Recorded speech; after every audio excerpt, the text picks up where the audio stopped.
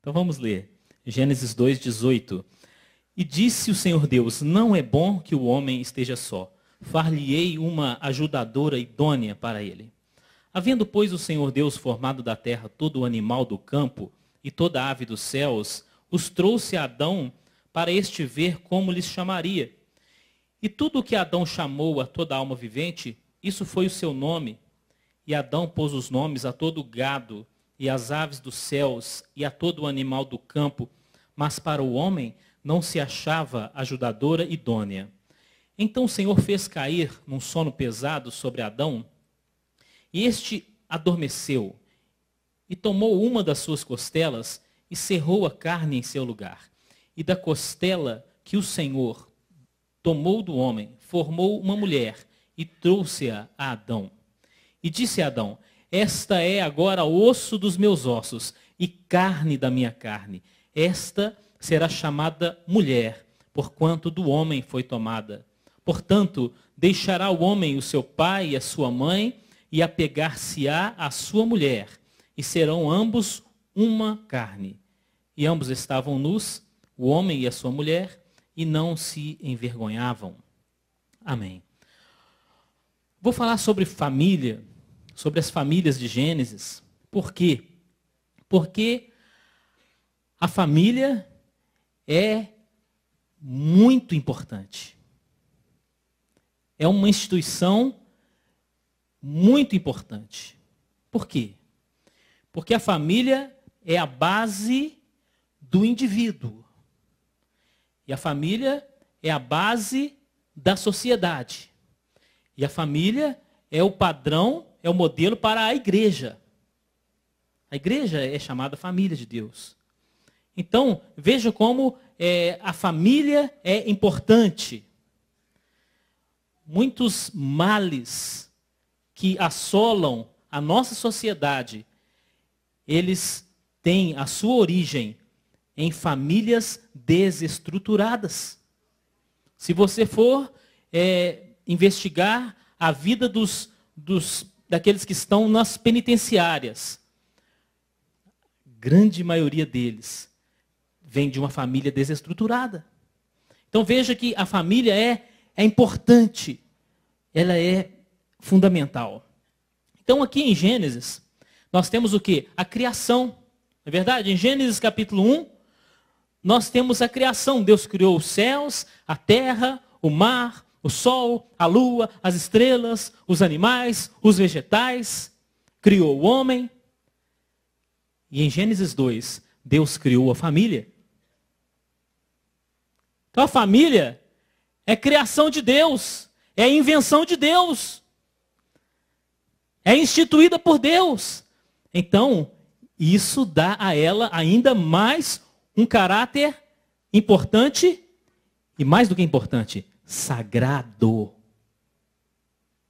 Porque foi Deus que instituiu, foi Deus que idealizou. Então, no livro de Gênesis, a família está em destaque. Não sei se você observou quando você leu o livro de Gênesis, porque é claro que você leu, não é verdade? Se você não leu, despista, começa a ler hoje. Não é?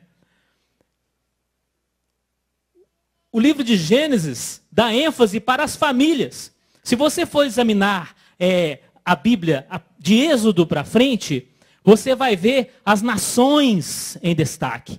Mas em Gênesis, o destaque é para as famílias. Então tem uma série de famílias, é uma história de famílias, o livro de Gênesis. Então vou citar aqui as famílias, e depois falar um pouquinho sobre cada uma delas. Então quais são as principais famílias de Gênesis? Em primeiro lugar, a família de Adão. Não é isso? A primeira família, família de Adão. É uma família que tem importância e destaque aqui. Depois, a família de Noé. Também é uma família em destaque. Depois, vem a família de Abraão. Depois, a família de Isaac. Depois, a família de Jacó. E a família de Jacó vai ocupar o livro de Gênesis até o final. Então é um livro da família. E temos muito a aprender sobre família em Gênesis.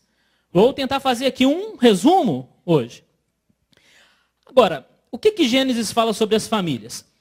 Fala de boas experiências que essas famílias tiveram, mas fala também de problemas que essas famílias viveram. Então eu quero mencionar esses problemas, porque as boas experiências, elas devem ser celebradas, mas os problemas, eles precisam ser corrigidos.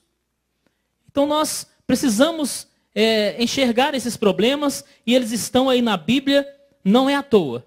É para que nós tomemos consciência deles. E para que nós possamos aprender com essas lições, sem precisar repetir, né, alguns erros que estão aí. Pois bem, na família de Adão, o que nós vemos aí de problemático? O que aconteceu? O primeiro pecado aconteceu aí na família de Adão. Né, aquela desobediência. Depois, esse casal foi expulso do paraíso. Foi um problema sério, uma crise, não é, nessa família, quando foram expulsos do paraíso. Você imagina você estar morando num lugar maravilhoso e você não ter mais condições de pagar a prestação, não ter mais condição de pagar o aluguel, não ter mais condição de pagar o condomínio, e você ter que mudar para um lugar terrível. Só para você ter uma ideia, não é? Uma ideia ainda que distante do que aconteceu com Adão e Eva. Um problema familiar. E o que mais? Naquela família aconteceu um homicídio. Não é? Caim matou Abel. Depois vem a família de Noé. O que houve de problema ali? A família de Noé, ela se destaca inicialmente pela glória que viveram de terem sido salvos do dilúvio. Maravilha.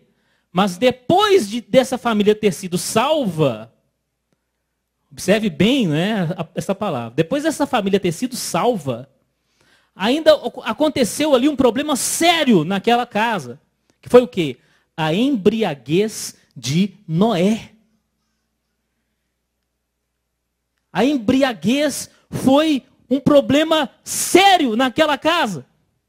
Como tem sido hoje em muitas casas. Comprometeu. Não é? Por causa dessa embriaguez, o que aconteceu? Houve ali uma cena de desrespeito, porque um problema traz outro. Não é?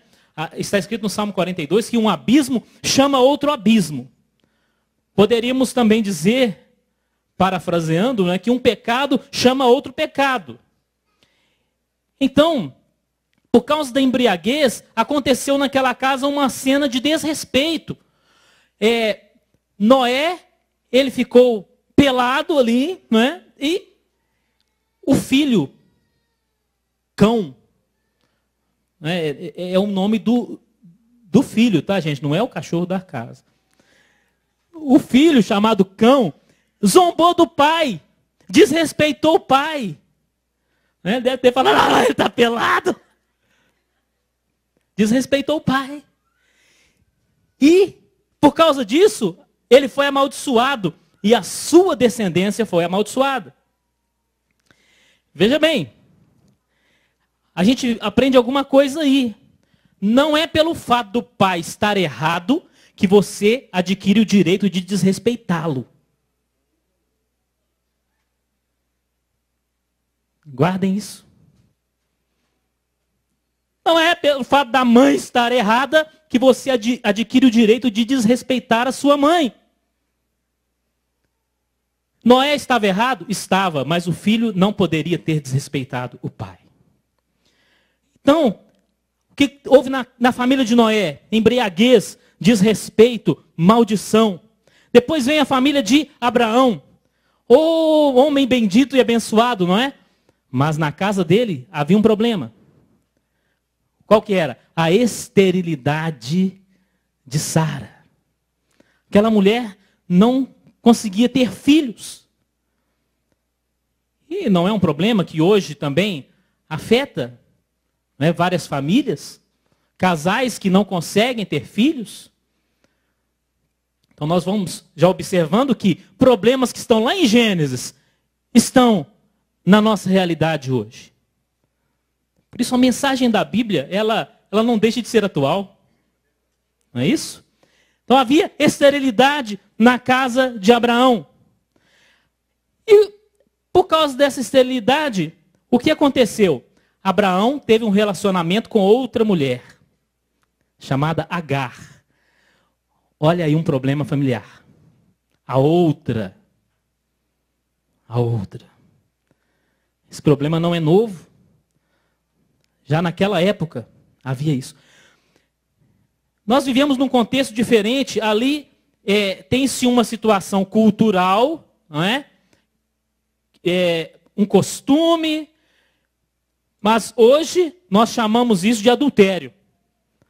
Um homem ter um relacionamento com uma mulher que não é a sua esposa. E é um problema sério. Um problema que destrói famílias. É um relacionamento extraconjugal. Abraão teve um relacionamento com aquela mulher e daí nasceu um filho chamado Ismael. Ismael representou um problema sério para Isaac e os descendentes de Ismael se tornaram sérios problemas para os descendentes de Isaac. Então vejamos aí problemas na família de Abraão. Bom, depois vem a família de Isaac. Na família de Isaac havia um problema que era a esterilidade de Rebeca. Olha o mesmo problema de Abraão, né? Mas Isaac tinha aprendido que se Deus curou a mãe dele, né, tanto é que ela teve filho, Deus poderia curar a Rebeca também. Isaac conhecia a experiência de seus pais. Isaac conhecia o testemunho de fé de seus pais. Isaac ficou firme nessa fé. E a Bíblia nos mostra. Talvez você não tenha observado isso quando você leu Gênesis. A Bíblia nos mostra que Isaac, ele clamou a Deus durante 20 anos para que a sua mulher pudesse ter um filho. E aí ela teve 2. Que bênção! Ah, mas antes da bênção, antes do número 2, tem o número 20. Presta atenção nisso. Esse número 20 que quebra, né? 20 anos. Mas o quê? 20 anos? Como é possível uma coisa dessas? Gênesis capítulo 25. Olha, Gênesis 25, 20 diz que Isaac tinha 40 anos quando se casou com Rebeca. E Gênesis 25, 20. E diz o versículo 21, Isaac orou insistentemente ao Senhor por sua mulher, porquanto era estéril. E o Senhor ouviu as suas orações e Rebeca, sua mulher, concebeu. Você lê esse versículo aqui, você tem a impressão que o problema durou semanas. Não é verdade? A Bíblia é muito condensada. Ela coloca muitos anos em um pequeno versículo. Mas como eu sei que isso demorou 20 anos? Porque está escrito no versículo 26 que Isaac tinha 60 anos quando seus filhos nasceram. Ele se casou com 40 e teve filhos somente aos 60. Então foram 20 anos de espera pela solução de um problema familiar. Agora, quantos anos você está disposto a esperar para que Deus resolva o seu problema?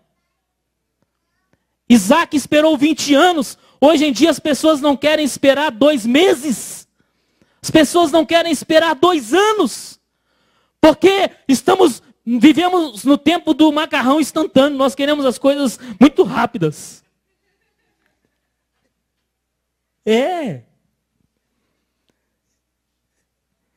Queremos tudo muito rápido. Nós estamos mal acostumados com isso. Estamos mal acostumados. Temos problemas? Temos. Vamos orar a Deus pela solução? Vamos.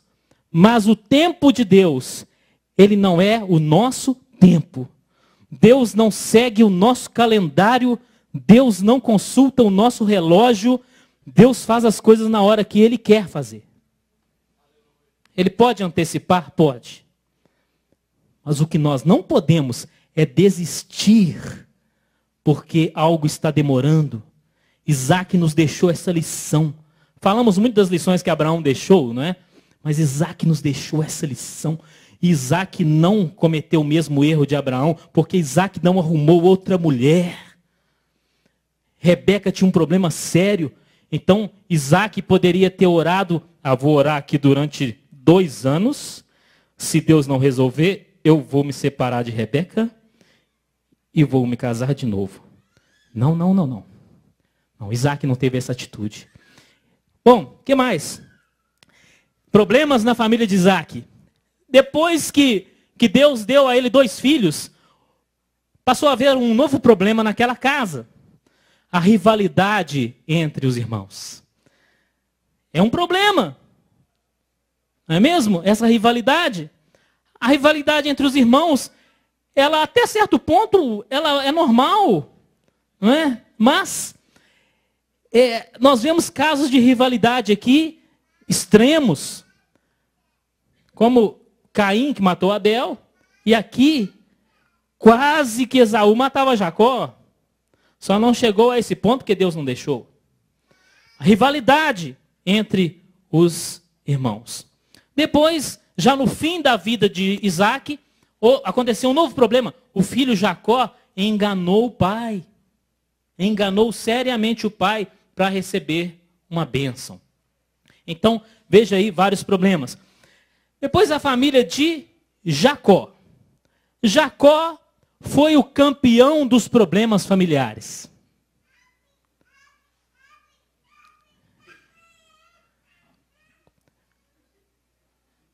As famílias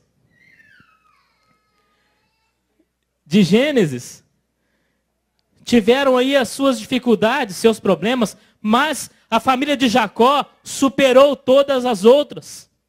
Vejamos aqui o que aconteceu na casa de Jacó. A coisa começou complicada porque Jacó, ele se casou com 2 mulheres. O problema começou aí. Então, e além disso, ele teve mais 2 mulheres, que eram as 2 servas. Então, ele tinha 2 esposas, que eram Raquel e Lia. E teve as 2 servas, Bila e Zilpa. 4 mulheres. A poligamia foi um problema na casa de Jacó.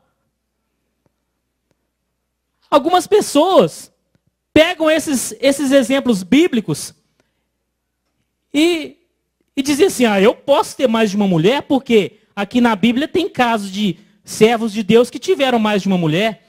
Então se você quer ter os mesmos problemas que eles tiveram, vá em frente.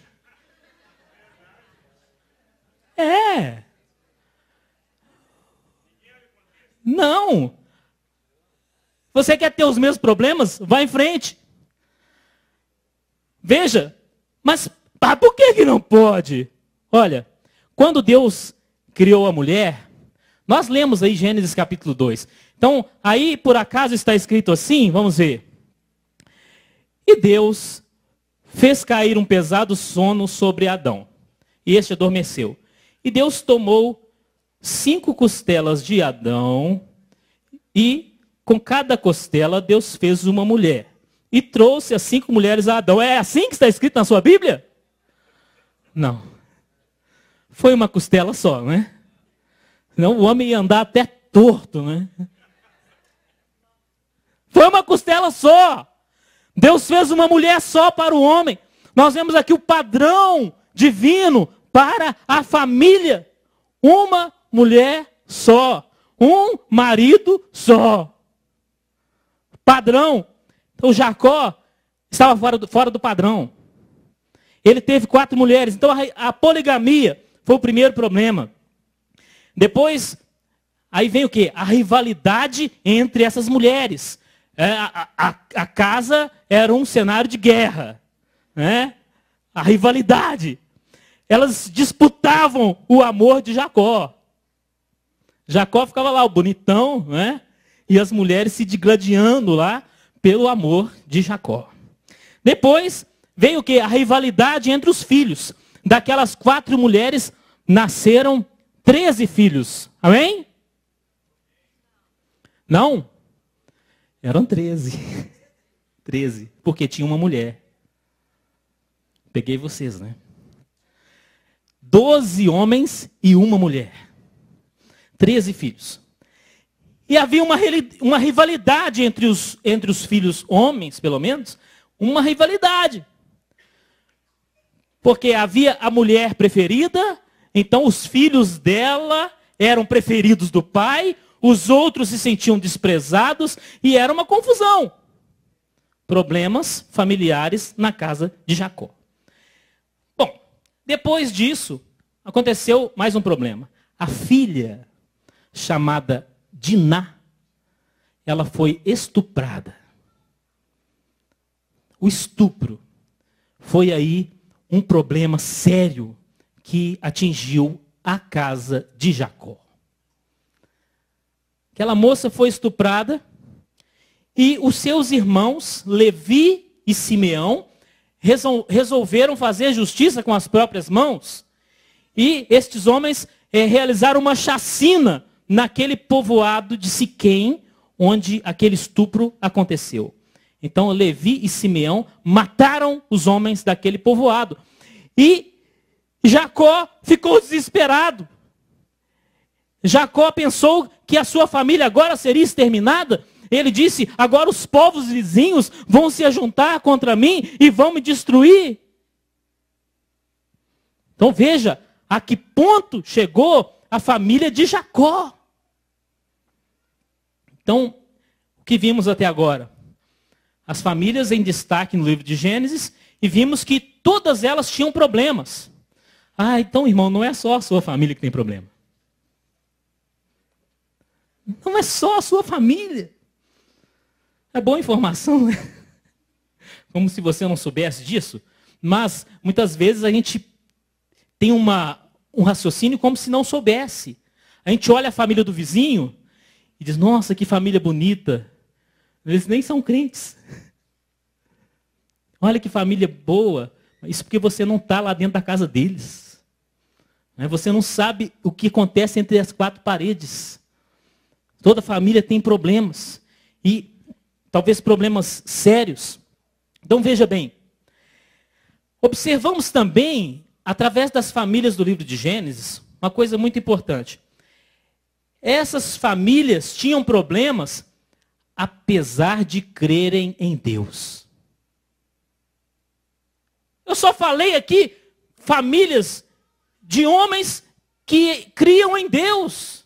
Falei da família de Adão, da família de Noé, de Abraão, de Isaac e de Jacó. Pessoas que conheciam o Senhor.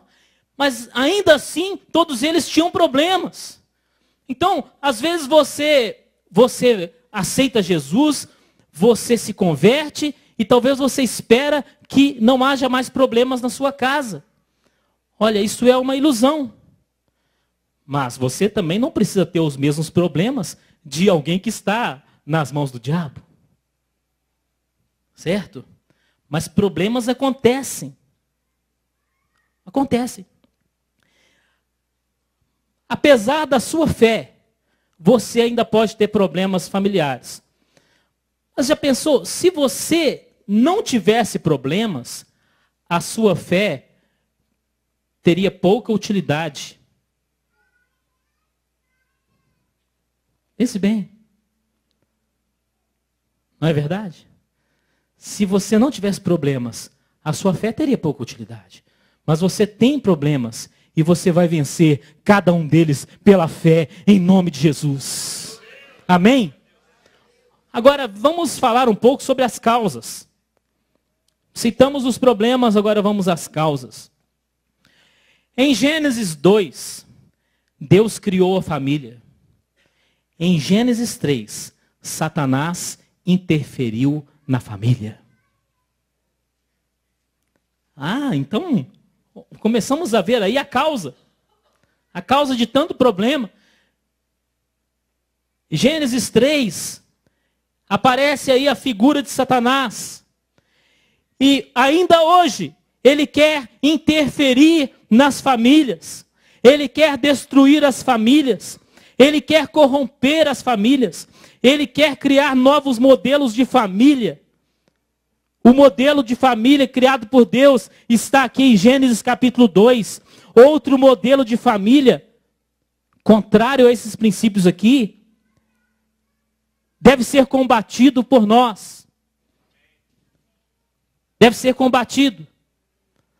Não que vamos combater uma família X, Y ou Z, especificamente, mas o conceito, o modelo apresentado deve ser combatido.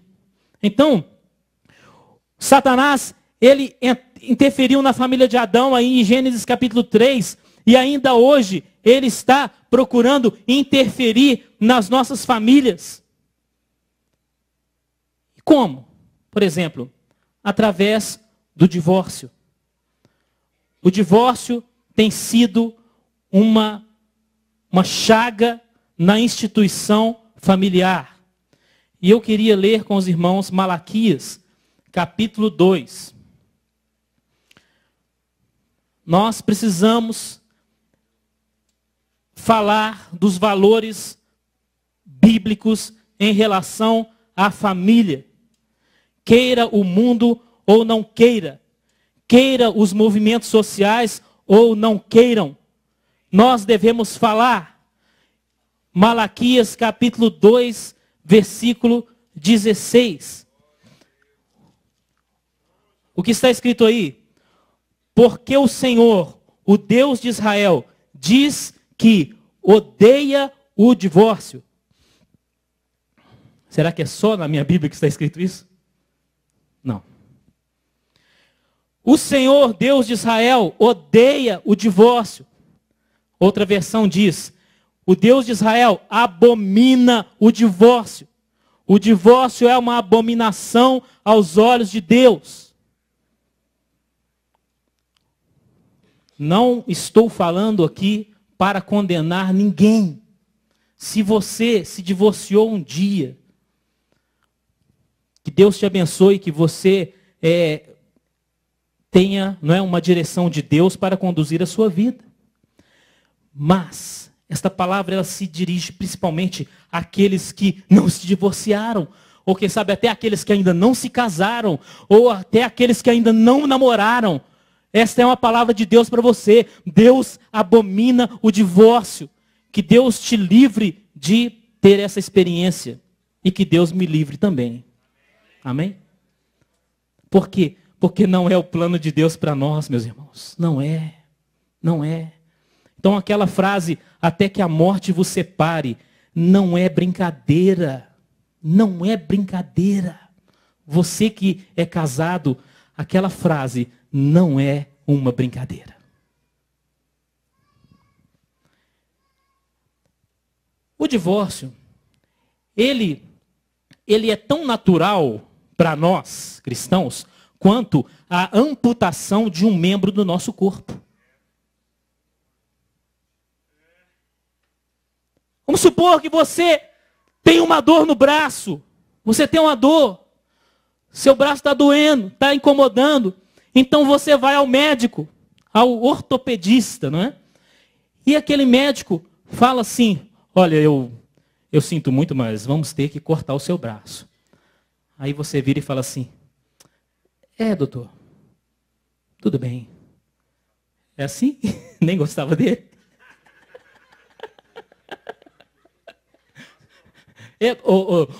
Doutor, eu até tenho outro braço, você sabia?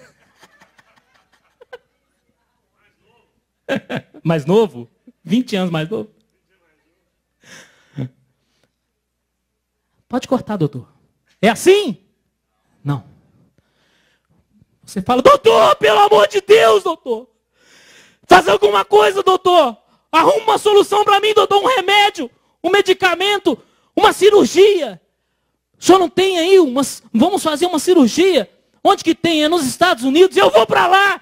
Eu vou pedir dinheiro para os meus amigos. Eu vou pedir dinheiro para os conhecidos, para os desconhecidos, vou pegar empréstimo no banco, eu vou fazer de tudo para não perder o meu braço. Você deveria ter a mesma atitude em relação ao seu casamento. Fazer de tudo para você não perder o seu cônjuge. Fazer de tudo para não chegar ao divórcio.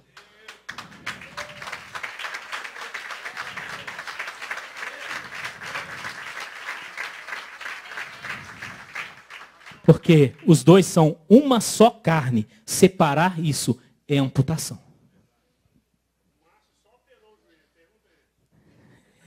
Márcio operou o joelho. Mandou cortar a perna, não. É bom? Quer dizer, precisamos ter a consciência do que a Bíblia nos ensina sobre o casamento. E o divórcio, ele não deve ser bem aceito. Não deve ser bem aceito. É uma abominação. Outra abominação que tem ameaçado as famílias é o homossexualismo. É uma abominação aos olhos de Deus. E nós vamos continuar falando isso, independente das leis que forem aprovadas. Nós vamos continuar falando isso. Nós vamos continuar lendo esta Bíblia aqui. Nós não vamos trocar por outra Bíblia. E aqui nos ensina contra o homossexualismo e vai continuar ensinando. A revista Veja traz em sua capa desta semana uma cantora famosa abraçada com outra mulher.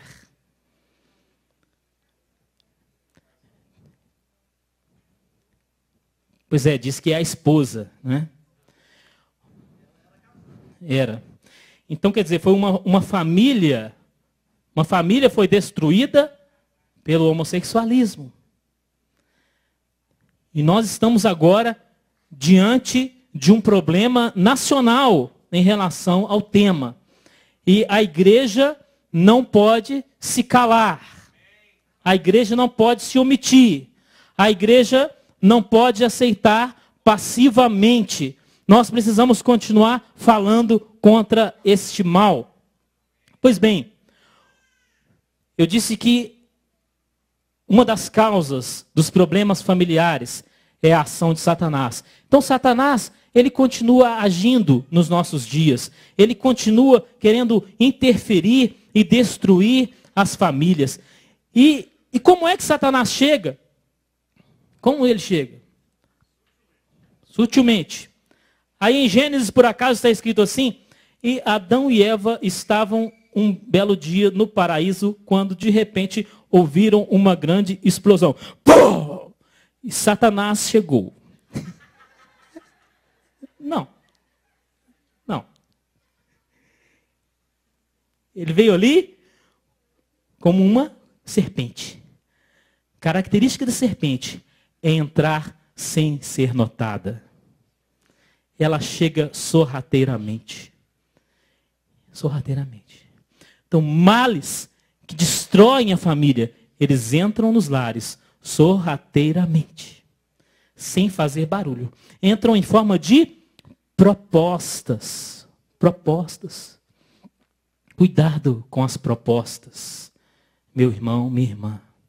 Cuidado com as propostas de Satanás.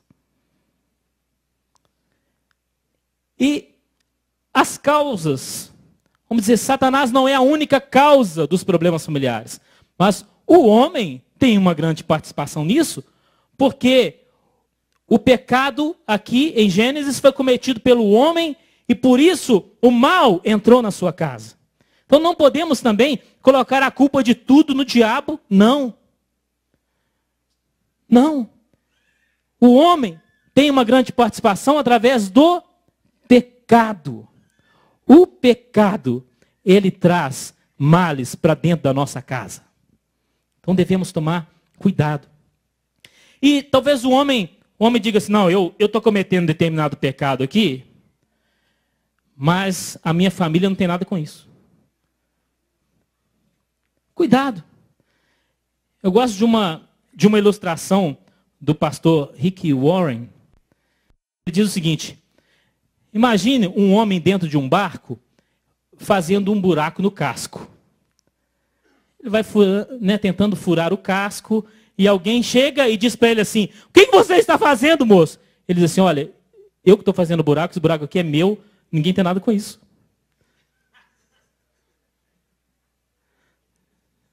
Não é? Mas o barco vai afundar com todo mundo por causa do buraco que um homem fez, um buraco próprio, né? Particular, que ninguém tem nada com isso. Assim é o pecado, que ele parece ser particular, mas ele faz a família afundar. Então, devemos estar atentos a isso. Bom, por outro lado, não podemos generalizar e dizer assim: todo problema familiar é o diabo que traz para dentro de casa, ou todo problema familiar é por causa do pecado que o homem cometeu ou que a mulher cometeu. Olha, existem problemas que eles são permitidos por Deus, independentemente do seu pecado. Existe. A esposa de Abraão era estéril. Qual foi o pecado que Abraão cometeu para que a sua esposa fosse estéril? Qual foi o pecado que Isaac cometeu para que a sua esposa fosse estéril? Nenhum. Então, existe uma série de problemas, uma categoria de problemas que Deus permite nas nossas casas, até mesmo para o exercício da nossa fé, até mesmo para que a glória de Deus se manifeste. Tá? Então, precisamos pensar bem. Existe um problema, agora vamos dizer que é o demônio? Pode ser que sim e pode ser que não. Não é que Deus nos dê discernimento para identificarmos a causa. Porque Deus permite alguns problemas para o nosso próprio exercício. É como aqueles pesos que as pessoas levantam na academia. Parece uma coisa inútil, né? Fica levantando aquelas barras de ferro. Eu não tenho muita prática nessas coisas, não. Parece uma perda de tempo, né?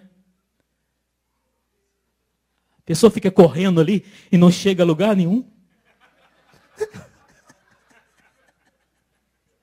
Se estivesse na rua, já estaria longe. Né? Parece uma perda de tempo. São problemas que o homem cria para si mesmo para exercitar os seus músculos. Então Deus permite alguns problemas na nossa vida também, que até não foi por pecados que nós cometemos, mas para o nosso exercício espiritual, para que nós possamos desenvolver certas virtudes que de outro modo nós não desenvolveríamos. Então Deus permite. Agora vamos falar de solução. Solução. Vamos voltar naquela família campeã de problemas do livro de Gênesis. A família de Jacó. Já falei ali dos problemas que aconteceram. Poligamia, rivalidade entre as mulheres, rivalidade entre os filhos. Uma filha estuprada. 2 filhos realizaram uma chacina e a família chegou ao caos. Sob risco de extermínio. E quando chegou nesse ponto, sabe o que aconteceu? Jacó buscou ao Senhor. Nós vamos ler isso em Gênesis. Gênesis, capítulo 35. Depois de todos esses problemas, Gênesis 35, versículo 1, nós vamos ver aí o relato de restauração de uma família. Diz assim: depois o quê? Depois de todos esses problemas, disse Deus a Jacó: levanta-te, sobe a Betel e habita ali. Faze ali um altar ao Deus que te apareceu quando fugiste da face de Esaú teu irmão. Então disse Jacó à sua família e a todos os que com ele estavam: tirai os deuses estranhos que há no meio de vós, e purificai-vos, e mudai as vossas vestes, e levantemo-nos, e subamos a Betel. E ali farei um altar ao Deus que me respondeu no dia da minha angústia, e que foi comigo no caminho que tenho andado. Então deram a Jacó todos os deuses estranhos que tinham em suas mãos, e as arrecadas que estavam em suas orelhas, e Jacó os enterrou debaixo do carvalho que está junto a Siquém. E partiram. E o terror de Deus foi sobre todas as cidades ao redor deles, e não seguiram após Jacó. Assim Jacó chegou à luz que está na terra de Canaã. Esta é Betel. Ele e todo o povo que com ele havia. E edificou ali um altar, e chamou aquele lugar El Betel, porquanto Deus ali se lhe tinha manifestado quando fugia da face de seu irmão. Muito bem. Havia ali vários problemas. Vários problemas aconteceram na família de Jacó. Aí o que nós descobrimos aqui no capítulo 35...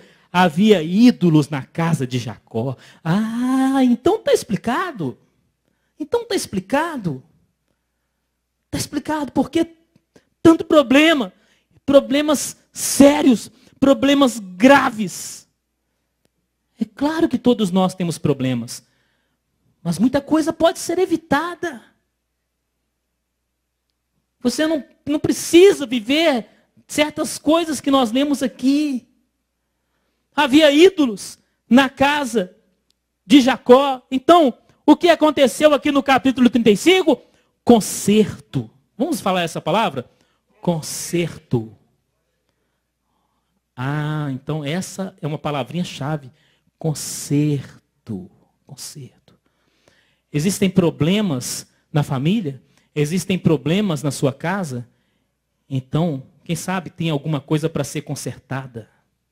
É quando tem uma goteira na sua casa, você está tentando dormir, pim, água na sua testa, você vira, pim, água dentro do ouvido. É um problema. Está precisando de quê? Conserto.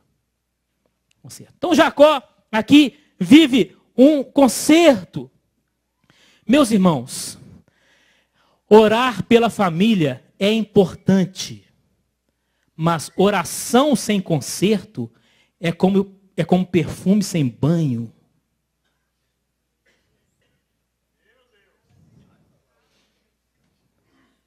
Fica bom? Né? Você tá sujo, tá vencido, né? Como se diz.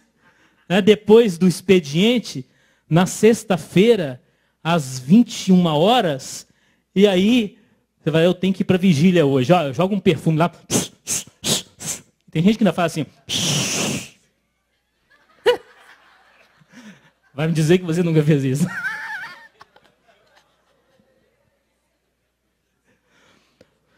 Tô pronto! Assim é a oração sem conserto. Não vai resolver. Não vai resolver.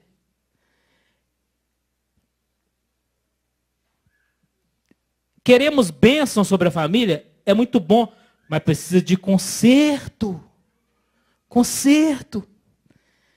Então veja que aquela família precisava consertar. E Deus falou com Jacó. Jacó, capítulo 35, versículo 1. Jacó, levanta-te e sobe a Betel. Levanta, Jacó. Toma uma atitude, Jacó. Com todos esses problemas acontecendo, você não vai fazer nada, Jacó. Você vai continuar sentado? Vai continuar acomodado? Toma uma atitude, Jacó. Faz alguma coisa. Deus estava falando com o homem daquela casa, com o pai, o marido. Toma uma atitude. Chega de passividade. Chega de aceitar tudo o que acontece. Chega de aceitar tudo que te oferecem. Chega, levanta-te. É a mensagem de Deus para nós. Toma uma atitude. Então Jacó se levantou e convocou a família e começou a exercer a sua autoridade, né? E falou: olha, tirai os deuses estranhos que há no meio de vós, purificai-vos e mudai as vossas vestes. Olha, a partir de hoje a coisa aqui vai ser diferente. Jacó sabia que havia ídolos na sua casa, mas ele não estava tomando atitude. E naquele momento ele tomou essa atitude. Falou: tirai os deuses estranhos que há no meio de vós. De repente, meu irmão, você tem que tomar uma atitude e começar a recolher os deuses estranhos que estão dentro da sua casa. Não é? Tem lá, você é o dono da casa? Tem lá uma imagem de escultura, um ídolo? Põe esse ídolo para fora. Você é pai, mas o seu filho tem lá um ídolozinho, não é? O santinho fulano de tal. Olha, dentro da sua casa você não pode aceitar isso. Não pode aceitar. Põe o ídolo para fora. Ou tem cigarro na sua casa? Tem bebida alcoólica na sua casa? Recolhe isso e põe para fora. Põe para fora. Por quê? Isso aí vai trazer problemas sérios para a sua família. Então, põe para fora. Mas sabe algo interessante sobre os ídolos aqui? Que muitas vezes os ídolos eles eram de ouro. Em muitas circunstâncias aqui eram imagens feitas de ouro. Então, como é que joga fora uma imagem feita de ouro? O diabo não é bobo, é nada, né? Por que ele levou as pessoas a fazerem ídolos de ouro? Para que houvesse um apego àquilo. Se não fosse pelo aspecto espiritual, que fosse pelo aspecto financeiro. Mas haveria um apego. Então, jogar fora um ídolo de ouro é muito difícil. Então é o quê? Aquilo que você sabe que é muito precioso para você, mas que desagrada a Deus. É muito precioso, é um ídolo de ouro, mas ele tem que ser jogado fora. Amém? Pode ser um relacionamento extraconjugal. Pode ser uma pessoa que é muito valiosa. Eu não duvido, não. De repente, a pessoa é muito valiosa mesmo, mas ela não é sua. Ela não te pertence. Uma pessoa especial mas ela não te pertence. Então, algumas coisas têm que ser encerradas para que a sequência de males ela seja estancada. Não é? Ela seja interrompida.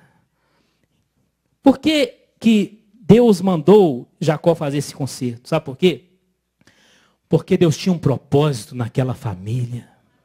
Deus tinha um propósito. E Deus tem um propósito também na sua família. Deus tem um propósito também na minha família. E o que aconteceu ali? Em Gênesis, Israel é uma família. A família de Jacó. Quando você chega em Êxodo, Israel é uma nação. Tem uma grande diferença entre Gênesis e Êxodo. Então, uma família se tornou uma grande nação, a nação mais importante do mundo. Ainda hoje.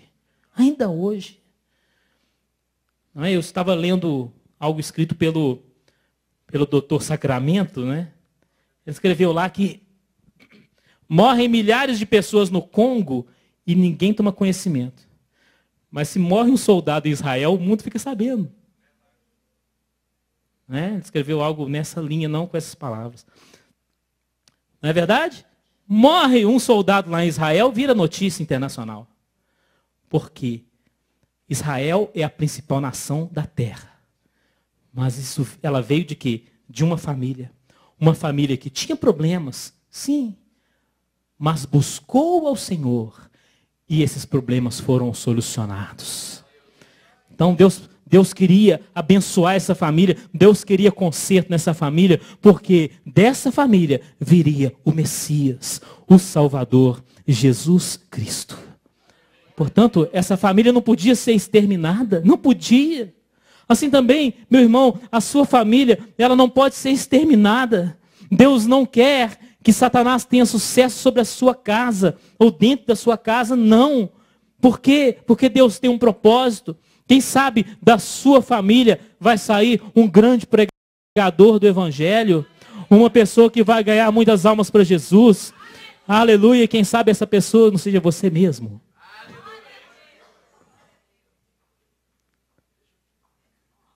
Não é? O fato é que Deus tem propósitos. Por isso Ele quer conserto. Ele quer conserto. E quando há o conserto, então vem a bênção de Deus sobre a família. Amém?